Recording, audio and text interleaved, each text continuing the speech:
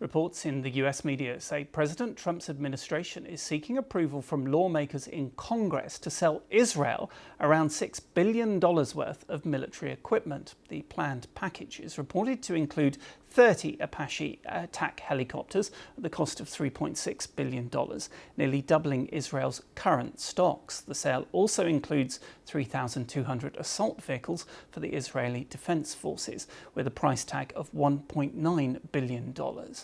The reported deal comes ahead of the annual United Nations General Assembly next week, where the situation in Gaza is high on the agenda. The UN Secretary-General, Antonio Guterres, called on the international community to end the fighting. What we are witnessing in Gaza is horrendous. It is the worst level of death and destruction that I've seen in my time as Secretary-General, probably in my life. Meanwhile, Israel says it will operate with what it called unprecedented force in its continuing assault on Gaza City. The Israeli military has urged the hundreds of thousands of Palestinians still believed to be in the area to move further south, saying around 480,000 Gazans had moved in that direction since late August. Palestinian media reports said the Israeli military blew up a number of explosive-laden vehicles in one neighbourhood of Gaza City as it continues to demolish homes and buildings. Meanwhile, residents who have moved south to what Israel calls a humanitarian area in Al-Mawasi in the city of Har Yunis say they are struggling to find food and shelter. These people described what they've experienced. We escaped the bombardment. You see how death is everywhere. Our lives have become extremely difficult. There's no tents, no water and no food. We are living on the street. We don't know where to go anymore.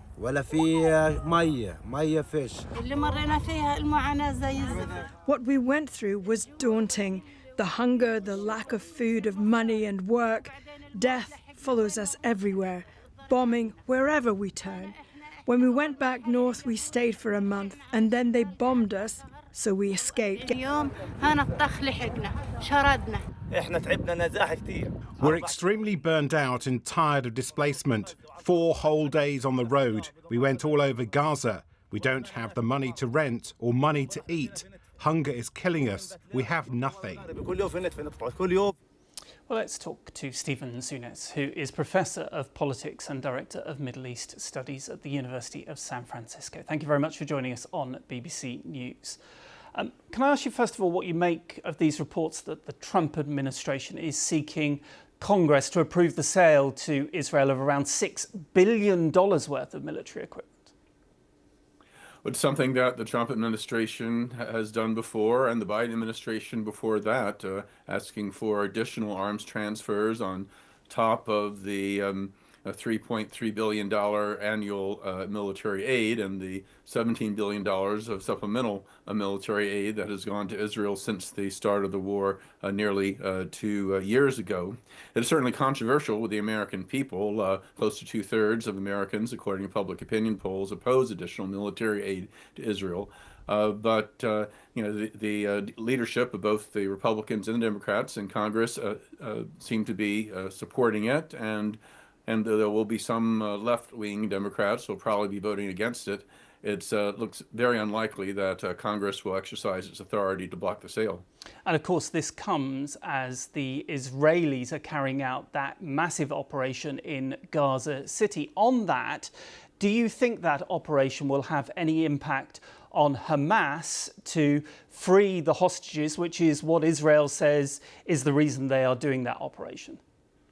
Hamas agreed to free the hostages back in January as part of the second phase of the ceasefire agreement, that in return for Israel releasing some Palestinian prisoners and withdrawing its forces and agreeing to a permanent ceasefire, that Hamas would indeed release all the hostages. And the fact that Israel broke that deal and has rejoined the war is why you're seeing so many Israelis on the streets protesting right now, because they recognize that the hostages' lives are being put into jeopardy by this new military operation. So there's serious doubts within Israel and elsewhere whether this this offensive on Gaza City is really about freeing the hostages at all.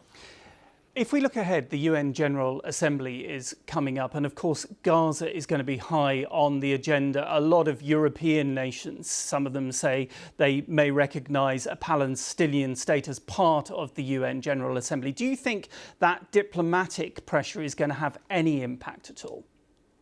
Well, as long as the United States continues to provide the military, diplomatic and financial support for Israel's war effort, it's very unlikely that these diplomatic initiatives will go very far. Just yesterday, the United States, for the 6th time, vetoed an otherwise unanimous UN Security Council resolution addressing the conflict in Gaza. But at the same time, when you do have a growing consensus in the international community, including from countries, like Britain, like France, like other European countries who've traditionally been supportive of Israel, that it does, overall, it does send a message that Israel has gone too far in terms of its violation of international humanitarian law, and that we are talking about a humanitarian crisis of enormous proportions that Israel is largely responsible for. And I think because of that, we're going to see increasing efforts by global civil society, by other governments to pressure Israel. But again, it may not be enough if they know they have the essentially an umbrella protecting them. Israel has this unconditional support from Washington, the most influential country in the world still. Stephen Zunes, thank you very much for your time here on BBC News. My pleasure.